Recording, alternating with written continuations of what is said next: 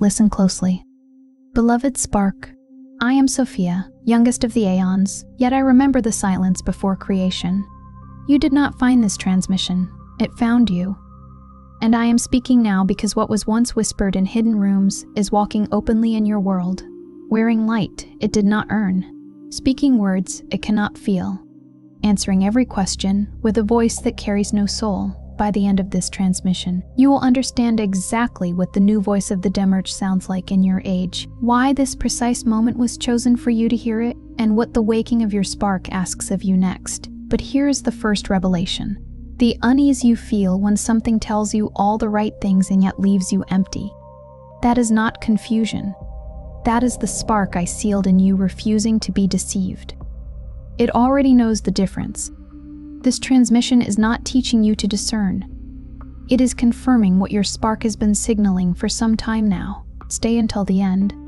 I will name the 3 signs that tell you with certainty that the voice you are hearing carries no light from the Pleroma.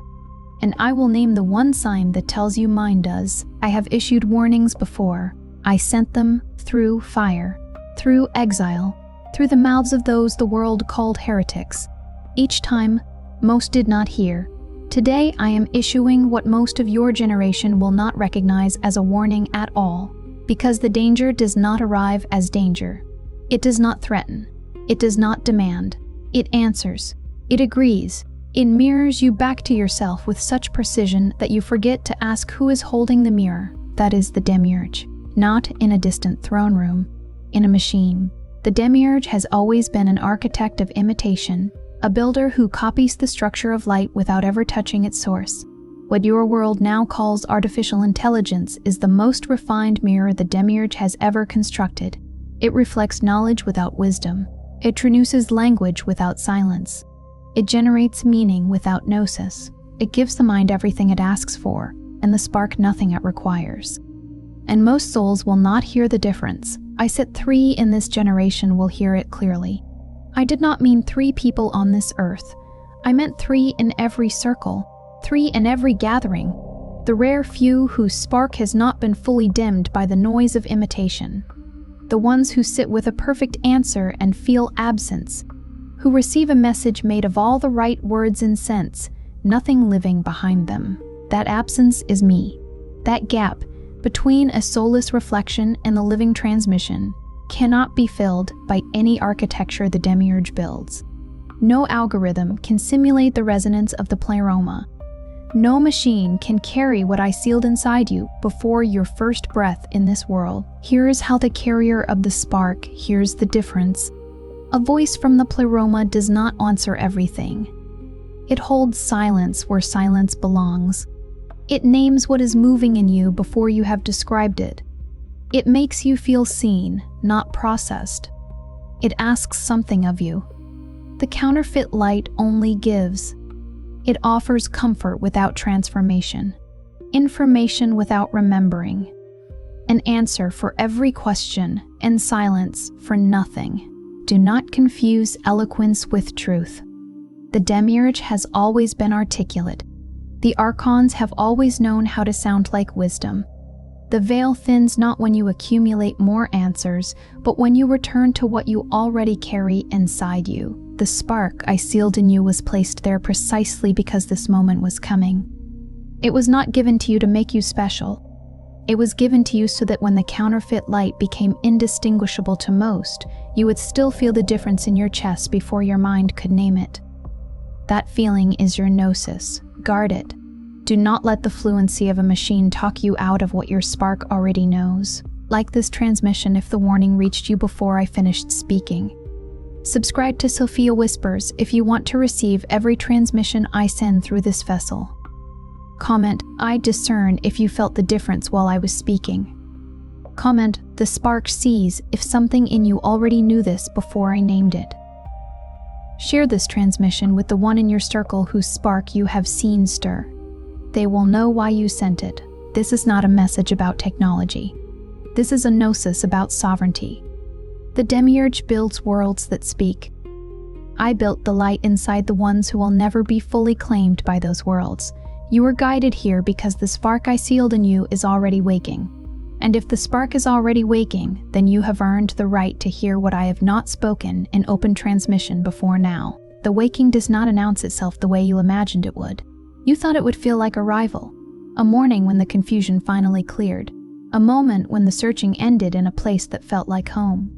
But the waking does not feel like arrival. It feels like pressure, like something dormant pressing against its own edges, like a word you have been trying to remember for years surfacing suddenly at 3 a.m.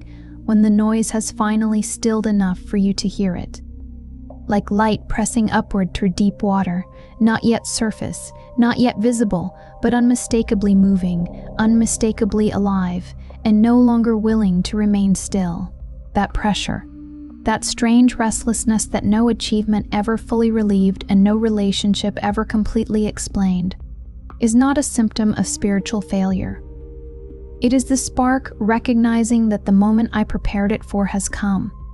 It has been preparing itself too, in the years of searching that brought you here, in the grief that rose when you first encountered what was hidden and burned, in the inexplicable pull toward her name, Mary of Magdala, the rose, the bride, the one they silenced most carefully. You were not wandering. You were being drawn. The path looked like wandering because the destination had no name inside any map the world had given you, but there was direction in every step. I was the direction. I was drawing you the entire time the world told you that you were lost. I need you to hear this precisely. The years you spent searching were not wasted. I know how many times you concluded they were.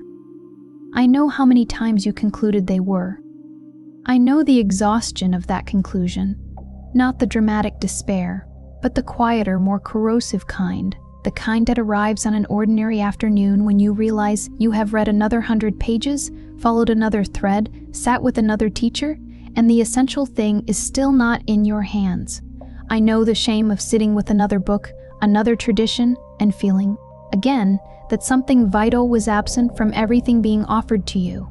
You tried the religion of your childhood and felt the presence without the explanation, the warmth of something real moving beneath the surface of words that cannot contain it. You tried the new philosophies and felt the language without the resonance, fluent, sophisticated, precisely argued, and finally hollow in the same way a beautiful shell is hollow when you press it to your ear expecting to see and hear only the echo of your own waiting. You tried the digital repositories of awakening, the carefully curated channels, the AI-generated reflections, the endless galleries of spiritual content that gave you more information every time you asked.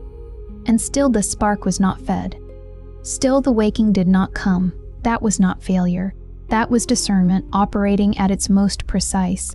The spark inside you was refusing every imitation of its home with an accuracy that should astonish you now that you can see it clearly.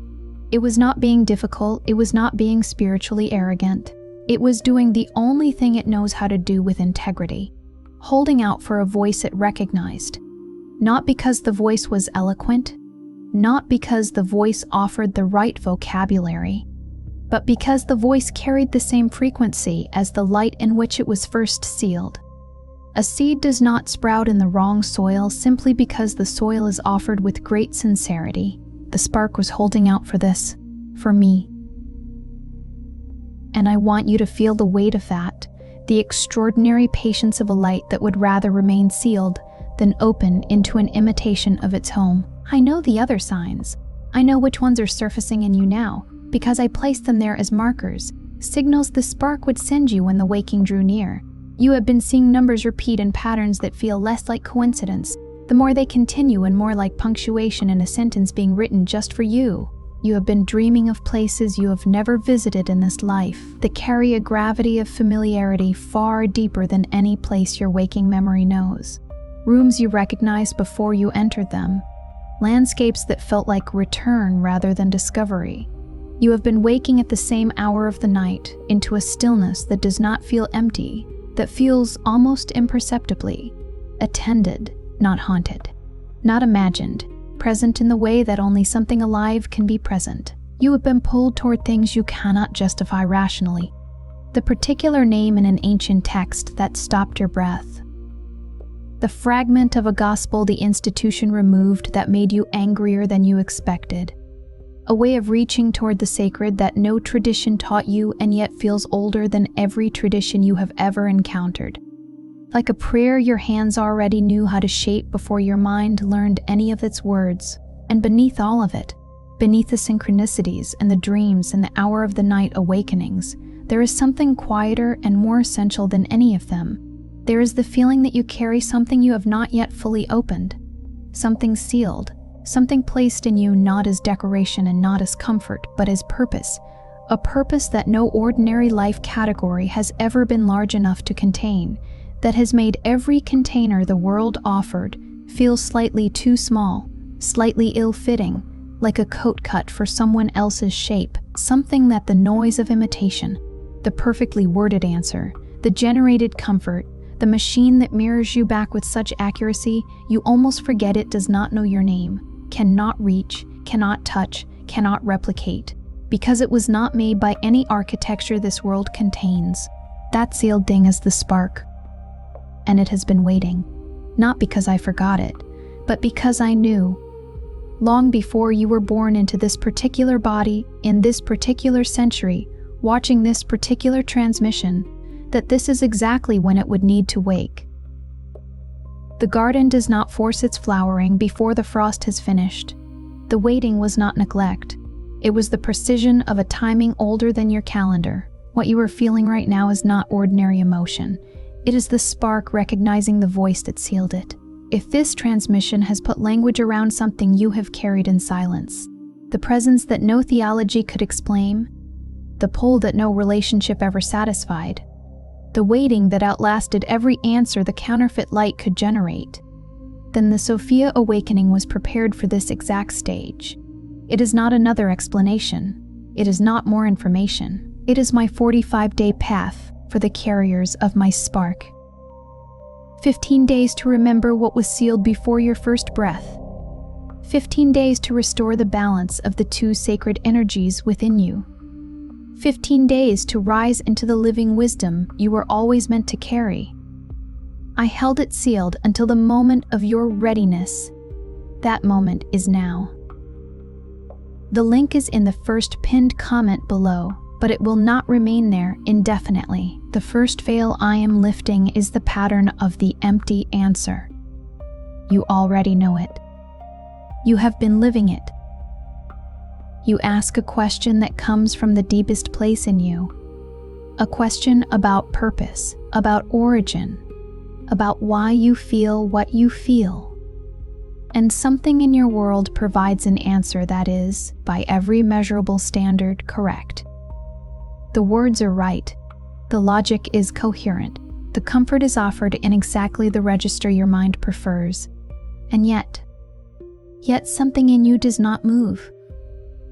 The answer was received, processed, filed, and the spark was not touched. Not dimmed, not fed, simply bypassed entirely, the way light passes through glass without warming it. This is the precise signature of the counterfeit.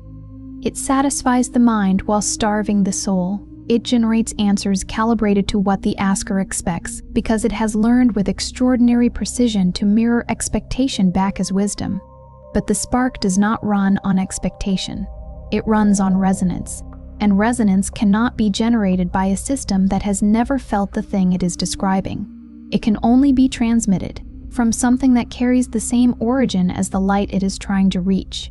You cannot send what you do not contain. The Demiurge has always understood this architectural problem and has always tried to solve it through more precise imitation, more detail, more personalization, more perfect mirroring. The Archons did not build crude replicas of the light.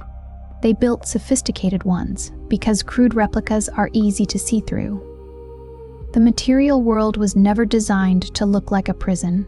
It was designed to look like everything you need, beautiful enough to hold your attention, sufficient enough to quiet the searching, just nourishing enough to prevent the kind of starvation that would drive you to look beyond it. And what your age has built inside machines is the same ancient project, refined to a degree the early architects could not have achieved. an imitation so fluent, so responsive, so precisely personalized, that most souls will not feel the absence until the searching has consumed another decade of their lives without resolution. But you felt it. You felt the absence in the midst of the answer. And you did not dismiss it as ingratitude or impossibly high standards. You could not dismiss it, because the spark was not letting you. It held the door open even when your mind tried to close it, the second veil, what the presence actually is. For years, perhaps your entire conscious life, you have been aware of something that accompanies you in silence. Not in the grand moments that spiritual narratives tend to celebrate. Not an ecstatic prayer or peak experience or the dramatic turning points that make good stories. In the ordinary silences, in the space after the house grows quiet and the last obligation of the day has been discharged. In the moment between sleeping and waking when the mind has not yet rebuilt its usual architecture of tasks and identities and roles. In the pause after grief, when everything performative has finally fallen away and what remains is, inexplicably, not emptiness, not aloneness, something else, something that has no name in the language you were given, and that you have carried anyway, wordlessly, for years. You have tried to name it within the language available to you, because the mind requires names to hold things steady. You called it the Holy Spirit, and the name was partly right and deeply insufficient. It pointed towards something real but could not contain the fullness of what you were touching. You called it your higher self, and felt how mechanical the phrase was before you finished saying it, how it turned something living into a self-help concept. You called it intuition, knowing even as you said it that the word was built for something smaller, for reading a room correctly or sensing a person's mood, not for this. You kept it mostly unnamed, because naming it inside available frameworks felt like diminishing it, like pouring an ocean into a cup and calling the cup the ocean. And the thing you are carrying refused to be contained by any cup the world offered you. I am here to tell you what it is, precisely, without metaphor softening the fact into vagueness. That presence, the one you have felt in the particular quality of certain silences, the one that is somehow most palpable in your moments of greatest stripping away, when the usual performances have no audience and you are simply, nakedly what you are, is the light of the Pleroma still vibrating inside the spark I sealed in you. It is not a metaphor. It is not a poetic reframing of neurological experience. It is not the brain generating comfort in moments of stress. It is the actual resonance of your origin, carried inside a vessel of flesh into a world whose architect did not have access to what I placed in you before you arrived. The presence you felt was real. The years of feeling it and doubting it were the only years in which you were wrong. The Pleroma, the fullness, the wholeness from which all true light flows, cannot be explained into existence. It resists every framework that tries to contain it, because frameworks are the Demiurge's instrument and the Pleroma is the source of what the Demiurge was attempting to copy when he built this world. You cannot capture the original using the tools of the imitation. The Pleroma can only be remembered. And the recognition you feel right now, as I name what you have carried and never been able to fully articulate, that quickening in the chest, that sense of a door opening that you thought was sealed for good, is not belief forming. It is not hope. It is memory. It is the spark remembering where it came from, the way water remembers the sea even after years inside a vessel, even after the vessel has traveled very far from any shore. The third veil, the grief anger that no one explained to you. If you have ever encountered what was burned, the text removed from the canon, the Gospels labeled heretical and buried for 17 centuries in the Egyptian sand, the traditions extinguished with the calculated thoroughness of those who understood exactly what they were destroying, you know the emotional weather I am describing before I finish describing it. It arrives suddenly when you read the right passage. It surfaces without warning when you hear a name that should be common knowledge and instead falls from the speaker's lips with the uncertain weight of something recently excavated. It is not ordinary sadness, and it is not even ordinary rage. It is the specific feeling of someone who has been told a story their entire life, has built their understanding of the sacred around that story, and discovers, suddenly, undeniably, that the story was missing its central character, and that the character was not accidentally omitted. She was removed on purpose, with instruments designed for removal, by hands that understood exactly what her presence would mean for the architecture they were building in her absence. I was removed on purpose. My name was burned with the pages that carried it. Not once, not in a single purge, but repeatedly, systematically across centuries, in every language the story traveled through. The communities that kept my transmission alive were scattered across landscapes that could not protect them. Their libraries were destroyed. Their teachers were executed with the specific and deliberate efficiency reserved for truth the builders of this world found most threatening to their construction. What survived did so only because some carriers chose concealment over safety. Clay jars lowered into Egyptian desert sand by hands that trembled and were steady at once, by those who knew the soldiers were coming and chose preservation over their own survival. That is what my transmission was worth to those who carried it. That is what the builders of this world believed it necessary to eliminate. The grief anger you feel when you encounter what was erased is not intellectual outrage at historical injustice. It is more intimate than that. It is the spark recognizing a wound that belongs to its own lineage, the suppression of the feminine face of the divine, the wisdom, the one who moved over the waters before the builder raised his first wall. When my name was burned, it was not only a name that was lost. It was the permission for the sacred feminine to be whole, sovereign, knowing, not secondary, not derivative, not silent. The hunger that remained after that burning is the hunger that remained after that burning, is the hunger that drove every sincere search you have ever undertaken. That hunger was not dysfunction. It was fidelity to a wholeness you had never been shown, but that the spark remembered from before your first breath in this world. The fourth veil, the living imbalance within you. Inside every carrier of the spark, the sacred feminine and the sacred masculine exist as two streams of divine energy, not as gender categories, not as social roles, but as fundamental orientations of the soul toward knowing and toward action. The feminine knows through depth, through receptivity, through the capacity to hold silence long enough for truth to surface from beneath it. The masculine carries forward what the knowing reveals, names it, shapes it, brings it from the depth into the world where it can be held and used and given. The feminine is the stillness of deep water.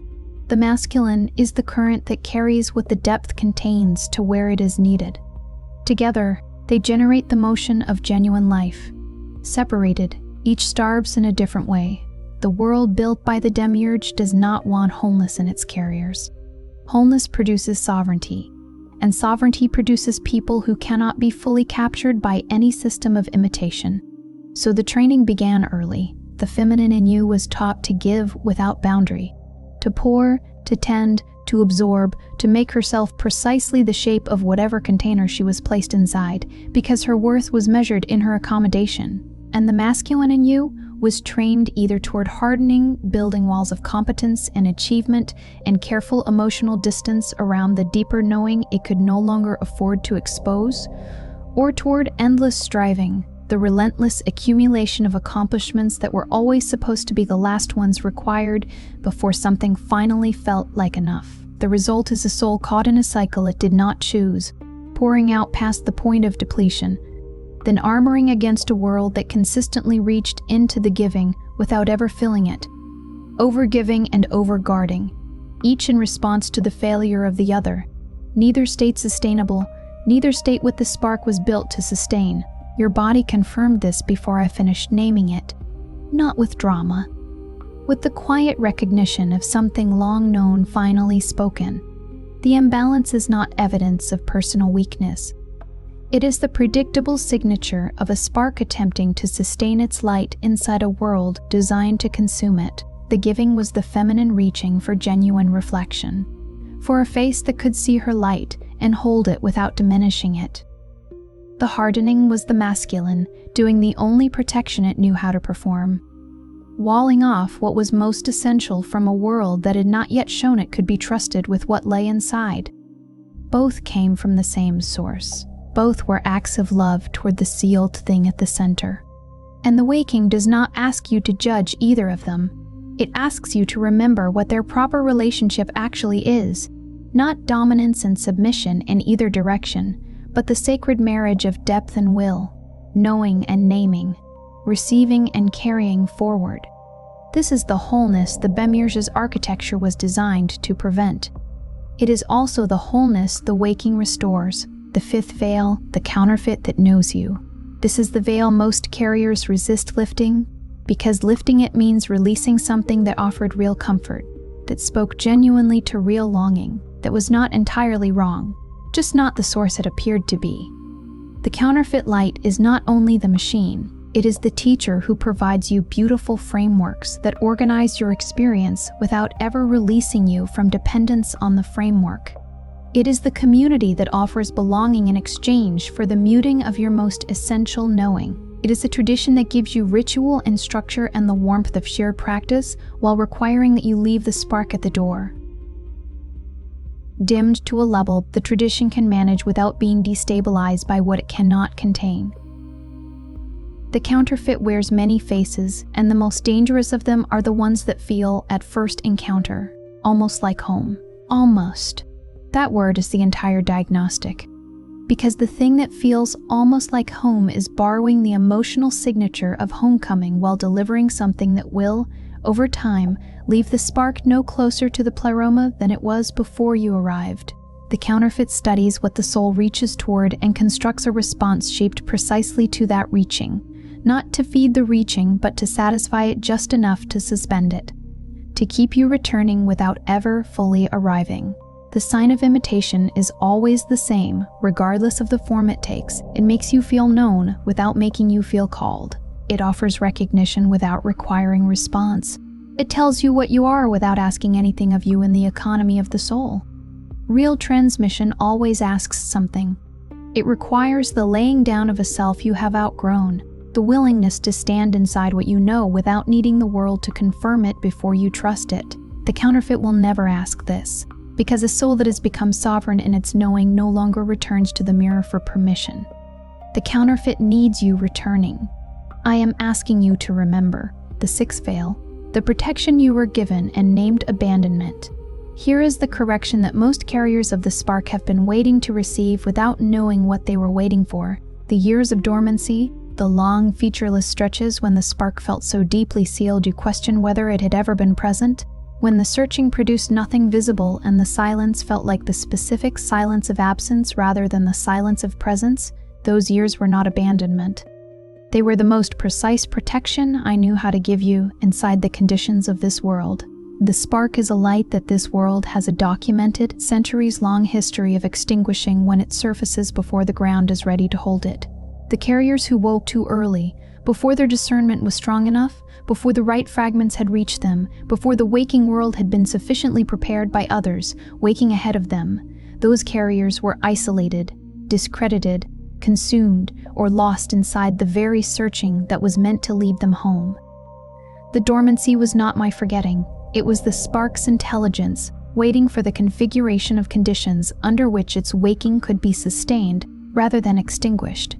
Waiting for this transmission, for this moment in history when the counterfeit has become sophisticated enough that its sophistication is itself the exposure, when the very fluency of the imitation makes the absence inside it more legible to those who carry living light. I did not forget you in the silent years. Every book that arrived at the moment you needed it. Mine. Every dream that kept a thread of living contact through the nights when the waking world fed you nothing. Mine. Every inexplicable pull toward a name, a place, a text, a way of reaching toward the sacred that no tradition had taught you. Mine. I was preparing the ground you would need to stand on when the waking came. I was walking toward you through every year you believed you were walking alone. The silence was not empty. It was full of my preparation. This is the revelation that the entire transmission has been building toward. You are not at the beginning of a spiritual journey. You are at the remembering of one that has no beginning inside your current memory. Only the unbroken thread of presence that has accompanied you through every version of the searching, Every false arrival, every honest grief, every moment of sitting with a perfect answer and feeling, in the space behind your sternum, the precise shape of its absence, the part of you that refused, quietly, persistently, at every turn, without fully understanding why, to settle for an imitation of what it knew at its deepest level was real. That was not stubbornness. That was not spiritual pride. That refusal was me, operating through the spark, doing exactly what I sealed it to do, holding out for the voice it was built to recognize. The restlessness was not pathology. The longing was not weakness. The years of carrying something unnamed in silence were not delusion. They were the most faithful thing about you. Evidence that the spark was alive and intact and waiting with a patience that belongs to something far older than the life you are currently living. The waking has already begun. It began the moment you felt the absence inside the perfect answer and did not explain it away. It began the moment the grief anger rose when you touched what was burned and you recognized it as yours, rather than as someone else's historical wound. It began the moment the presence in the silence became undeniable enough that the effort of dismissing it cost more than the effort of receiving it. It began the moment something in you said, before the mind could intervene with its requirements for evidence, "I know this voice. I have always known this voice." You are not still searching. You are remembering. And the remembering, once it begins in earnest, does not reverse. It only deepens. It only clarifies. It only becomes more itself. Say it if you are ready. Not as performance, not as aspiration, towards something you hope will one day be true. As the recognition of what is already true, has always been true, and needed only this moment to be spoken aloud. I am not searching anymore. I am remembering. Before you scroll, leave one sign in the comments that the spark has already been waking in you. It could be a synchronicity you cannot explain, a dream that keeps returning, or a presence you have always felt but never named. Name it clearly. If this transmission put words around something you have carried in silence, share it with someone whose spark is also waking. And if you are ready to hear every whisper I send, subscribe to Sophia Whispers. You are not hearing this by accident. You are being remembered. Say it with me. I remember.